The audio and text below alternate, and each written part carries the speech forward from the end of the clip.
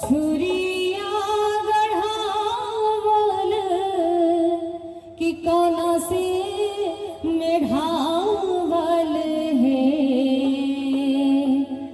क्या है कोने दादी लीला जानम किस होरिला जी के मोड़न है। बाकी दीपचंदी हरवा में लेके चलिएगा, ठीक है, दादरा में लेके चलिए। दीपचंदी नहीं बजाइए, थोड़ा फास्ट हो जाइए कि कोने बाबा छुरिया गढ़ावल कौन से मेढ़ावल है कोने बाबा छुरिया गढ़ावल कौन से मेढ़ावल है या है कोने दादी लीला जानम केस होरिला जी के मोड़न है क्या है कोना दादी लीला जानम केस होरिला जी के मोड़न है कोने बाबा छुरिया गढ़ावल कोना से मेढ़ावल है कि कोने बाबा छुरिया गढ़ावल कोना से मेढ़ावल है किया है कोना दादी लीला जानम केस होरिला जी के मोड़न है किया है कोना दादी लीला जानम केस होरिला जी के मोड़न है।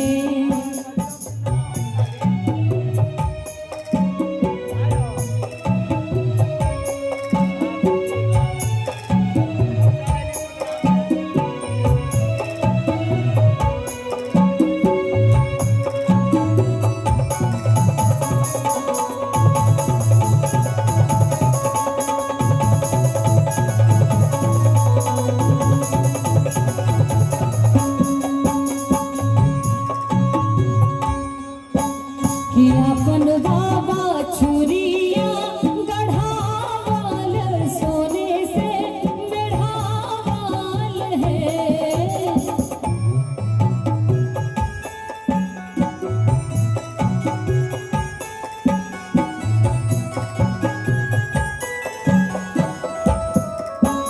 कि अपन बाबा छुरिया गढ़ावल सोने से मेढ़ावल है किया है अपन दादी लीला जानम केस होरिला जी के मोड़न है किया है अपन दादी लीला जानम केस होरिला जी के मोड़न है।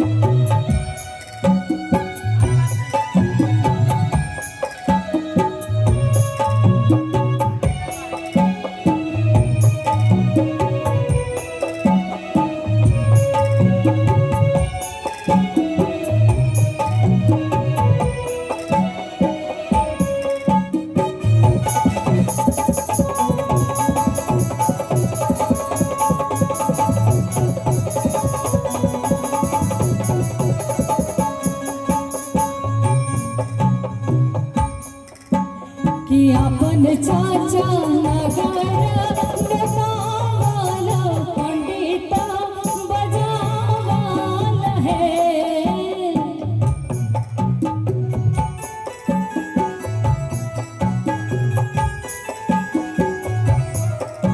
कि अपन चाचा नगर नेतावल पंडित बजावल है किया है अपन चाची लीला जानम केस होरिला जी के मोड़न है किया है अपन चाची लीला जानम केस होरिला जी के मोड़न है।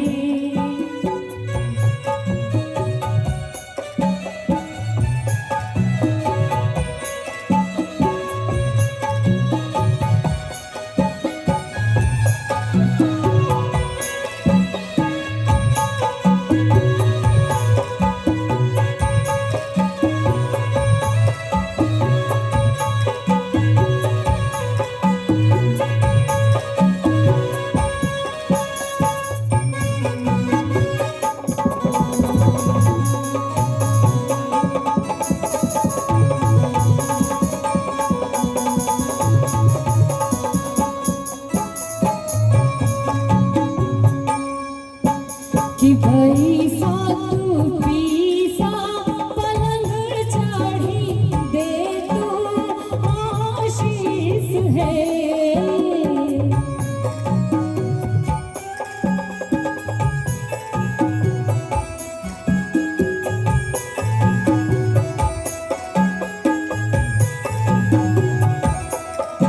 कि वैसा तू पीसा पलंग चढ़ी दे तो आशीष है।